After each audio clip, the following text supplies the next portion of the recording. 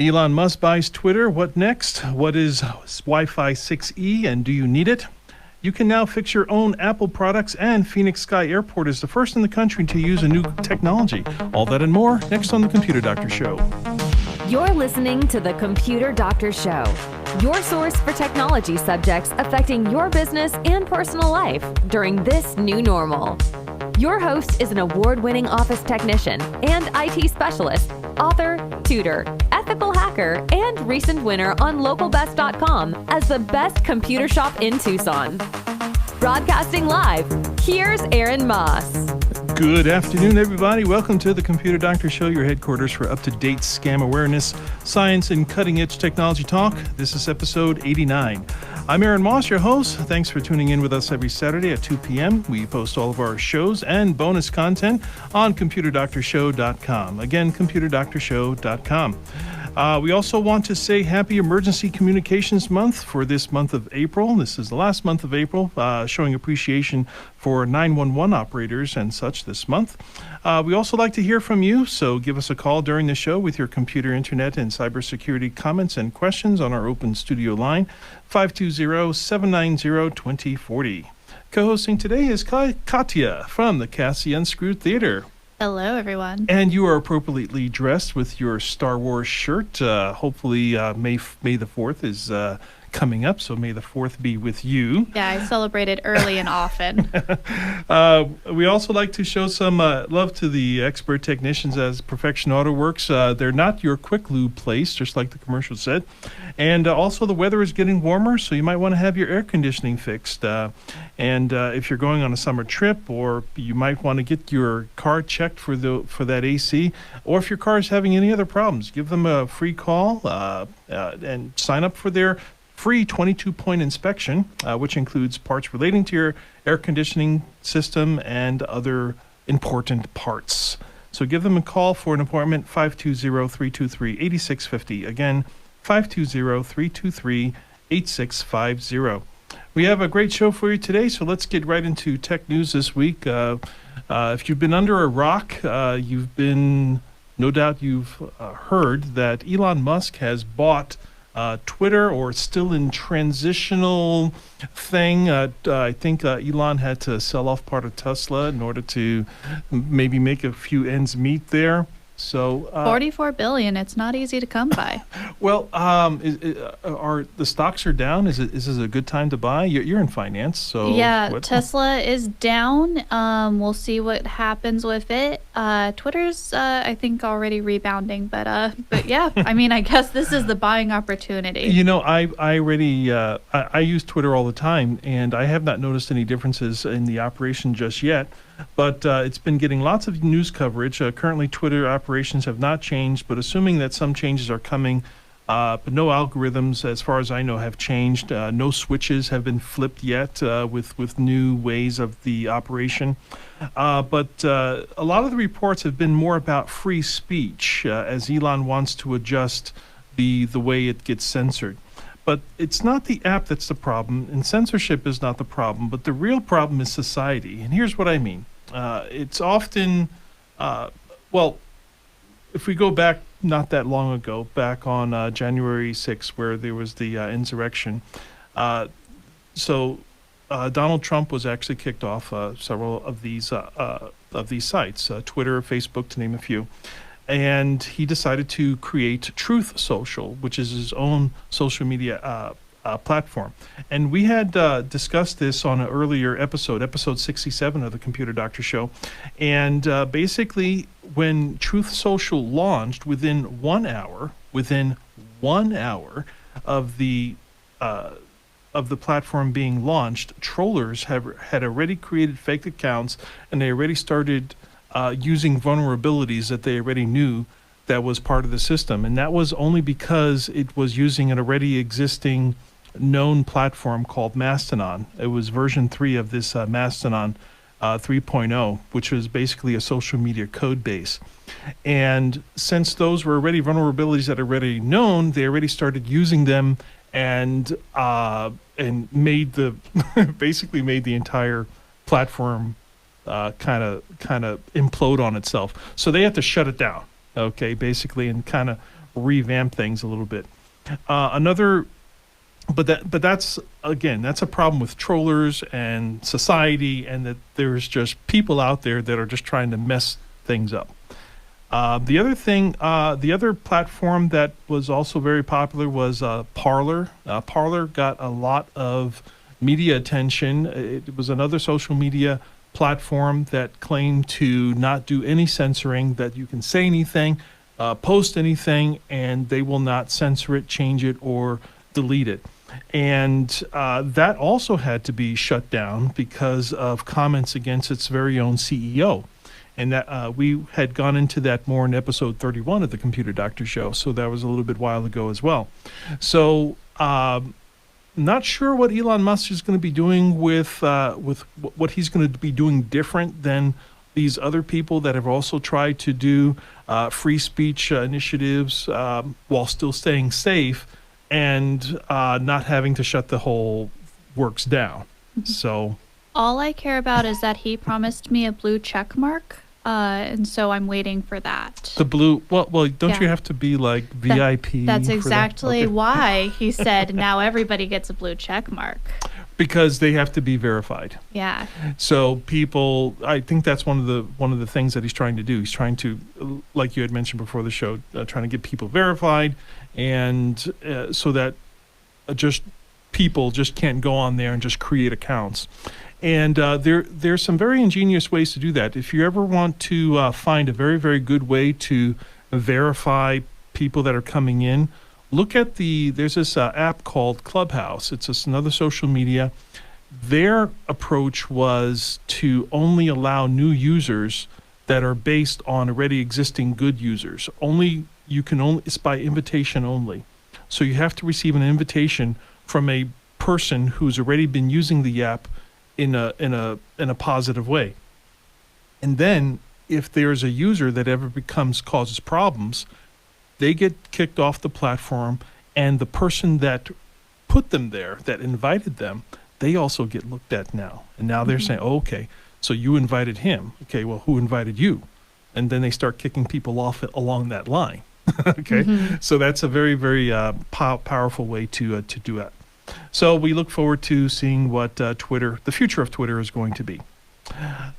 Next is, what is Wi-Fi 6E? So there's different levels of Wi-Fi. I know when I first encountered Wi-Fi a long time ago, it was back in the mid-90s, and it was still using Wi-Fi 2.4, which was one of the early versions of the 802.11 standard. So that was the other name for it was 802.11a, then it was 802.11b and c, and then there came 802.11n, and then he started getting all of these acronyms that would describe all of the different generations.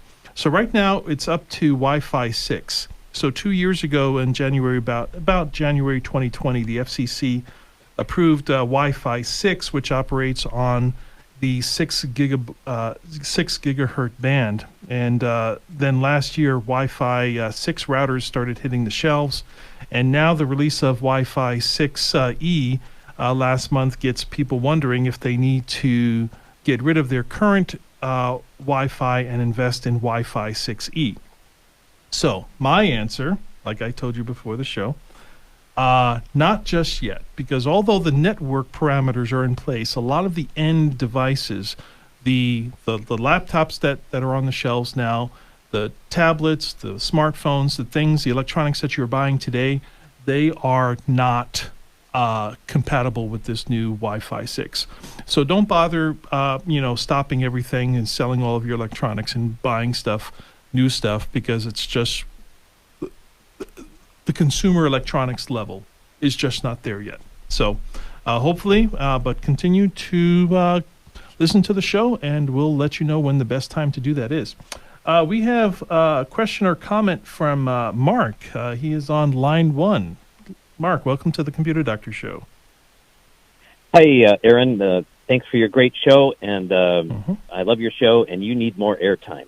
Yes. Anyway, that's my standard exclamation. Anyway, so I have this new laptop, that I haven't fully implemented yet because I'm afraid to use it without putting on Malwarebytes or something else, and I'm having problems getting that transferred over. But am I okay to use that new laptop with just the native Microsoft Defender? Yes, you can. And that's an excellent question, by the way, because a lot of people have been used to using third-party security software systems for many, many years because the native security that comes with the operating system usually was not that good for a long time. But in Windows 10 and in Windows 11, the native program is called Windows Defender, and it is actually very, very good. I've read some very, very impressive articles about some of the things that it does protect you on. Surprisingly, it does have ransomware protection, but you have to turn it on. There is active virus protection on it. There's also cloud protection and lots of other protections that are also offered by these third-party softwares. But you really don't need it because it is built into the operating system. You just have to know that it's there and a little bit about how to use them. And so yes, you can, okay? But a lot of these third-party softwares, they're really getting you on your fear factor. And there's lots of different scans that you can run as part of Windows Defender, but you just have to look that information up. It's actually very robust, the Windows Defender, but there's just a lot of features that you kind of just need to just go through and become familiar with. So I hope that answers your question there. It does, and it gives me much more confidence. And so then I'm guessing then you don't have any good recommendations for a third-party. One thing that Windows Defender that I've noticed that does not do, that it hasn't quite got a handle on is spyware. And that is probably the only thing that I would recommend for a third-party software. And for the third-party software, I use a software called Super Anti-Spyware. It is a free program. There is a paid version, but the free version is actually better than the paid version, in my opinion. And I've actually had it out with the developers of Super Anti-Spyware in the past. So just stick with the free version of Super Anti-Spyware, and you should be good to go. I would run that maybe once a month, along with okay. Between those two programs of Windows Defender and Super Anti-Spyware, you should be good to go. And are you recommending or not recommending any kind of a VPN? VPNs are a totally different. Well, we'll have to spend a little bit more time on that. We're gonna. But thank you very much for your call. Well, thanks for your show. We'll spend some more time on some VPN stuff in some future shows. But thank you for being a listener, and we'll be covering some VPNs in the future. But thank you for your call. One more thing before we go to break. Phoenix Sky Harbor Airport is the first in the country to start using a new technology, so you can now use your Apple products and Apple Wallet through airport security to speed up the line. So they're trying to get the airport security a little bit faster. They've already started using CT scanners, through airport security to replace the X-rays for your baggage, so that you go in, you put your hands up, you got that wand that goes around you. Okay, your baggage now is going through a CT scanner a lot faster now, and now you can do your ID a lot faster. So you're going to be whipping right through airport security in the future. So look forward to that. So that means I should only be 1 hour early instead of 5 hours Correct, early. exactly. Okay. Right, good to know. Excellent. So we're going to take our midway commercial break with a word from our sponsors. Up next, science and tech history from this week and how you can fix your own Apple products. This is the Computer Doctor Show, and we'll be right back.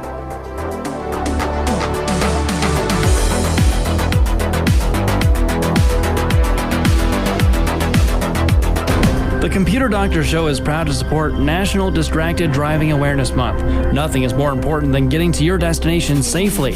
Use your phone and other technology only when you're safely parked. Help save lives. For more information, visit phonesdownjustdrive.com. Phones down, just drive. It's the law. The maid was a All right, gang, turn off the TV. We're going for a drive.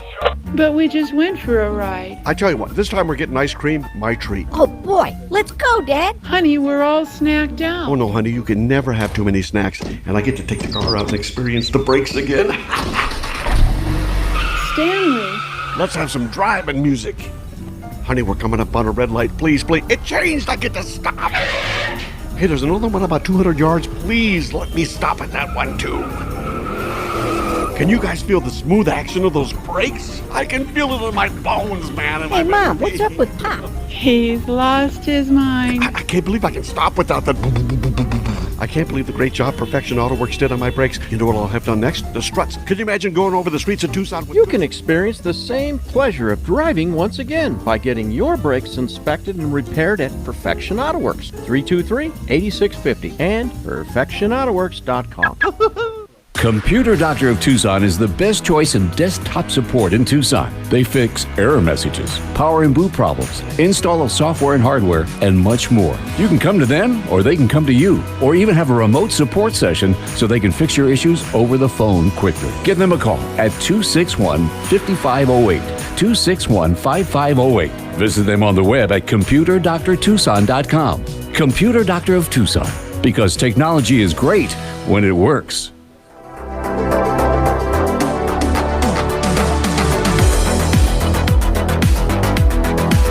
Welcome back to the Computer Doctor Show, your source for scam awareness, science, and cutting-edge technology talk. I'm Aaron Moss, your host, along with Katya, co-hosting today from the Unscrewed Theater. Before we get into the next segment, Katya, what can you tell us about the Unscrewed Theater? Well, we continue to have great shows every Friday and Saturday night at 7:30, but as mentioned before, May the 4th be with you is coming up. So on May 4th, which is Wednesday night at 7:30, we'll be having a special Star Wars show. It's going to be a lot of fun. Not to be biased, but I will be in it. So if you want to come have fun, celebrate Star Wars, even dress up maybe. We'll be having a costume parade. Come on down on Wednesday. I'll see if I can wear my R2-D2 uniform. I would appreciate it if you did. Yeah, I'm too tall though. So we need a short person for that. All right. Just crouch. All right. And we for tickets for that, you can go to... You can go to unscrewedtheater.org, and it'll be $5 a person for tickets. All right. Very good. Great price. Great show. All right. We'll see you there. Some announcements. So last week, the Federal Communications Commission announced the 13th wave of funding supporting over 170 schools and 30 libraries across the country, including students in Alaska, Indiana, Mississippi, New Mexico, Pennsylvania, and Texas. The total commitments to date include over $4.79 billion, over 11,000 schools, 900 libraries, and 130 consortia.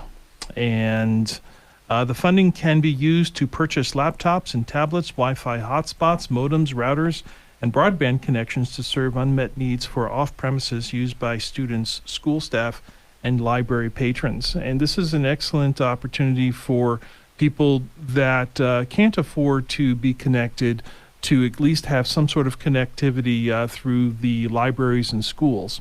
For example, some people that need to even be connected even just for a short while, maybe to download something off the internet that is only available on the internet and they don't have internet at home, they can drive to a library at night or to a school and still have access in the parking lot, still connect through Wi-Fi to download these things, because those are considered public access points.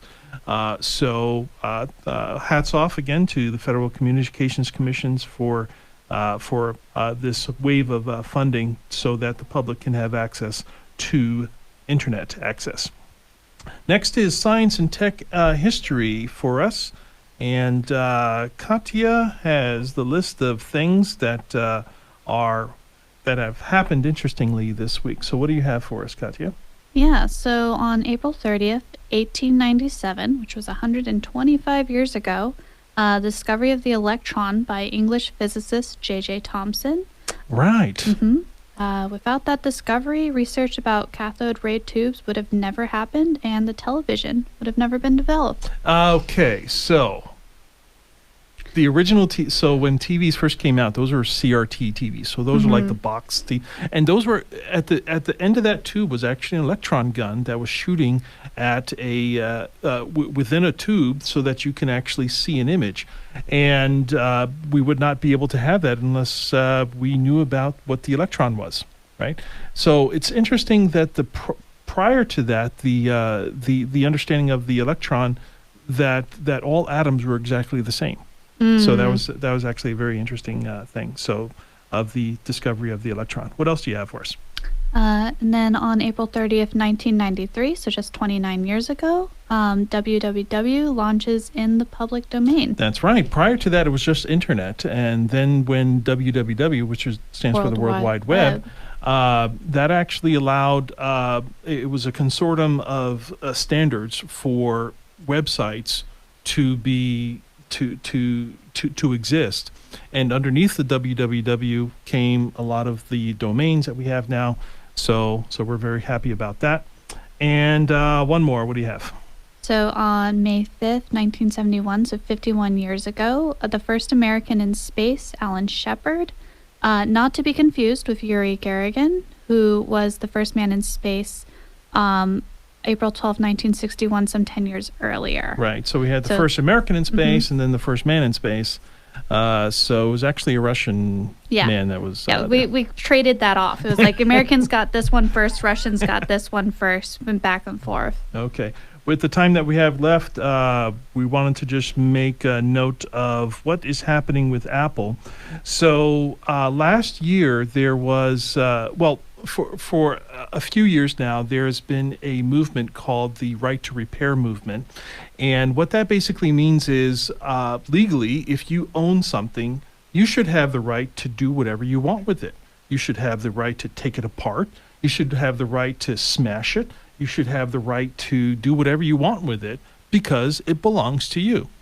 But a lot of these manufacturers of electronics and devices, what they want to do is they want to say, yes, it's yours, but we're not allowing you to do what you want with it. We're not going to let you repair it if it breaks. We're not going to let you, do something to it on your own. You have to still let us do that. Okay. Yeah, to the point where they made the special screws that you have to go get a black market screwdriver to even open it. Yeah, exactly. Pretty crazy stuff. So take note of this website, selfservicerepair.com. Selfservicerepair.com.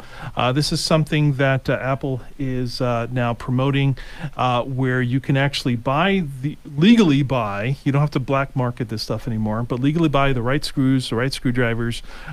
You can now get the batteries, the bottom speakers for your iPhone 12 or iPhone 13, the battery, bottom speaker, camera, screen, SIM tray, or Taptic Engine, which is the Taptic Engine is the thing that makes your phone vibrate. It gives you your buzzing. Sometimes those things fail. So you can actually now get instructions and tools and everything that you need to actually fix your device yourself.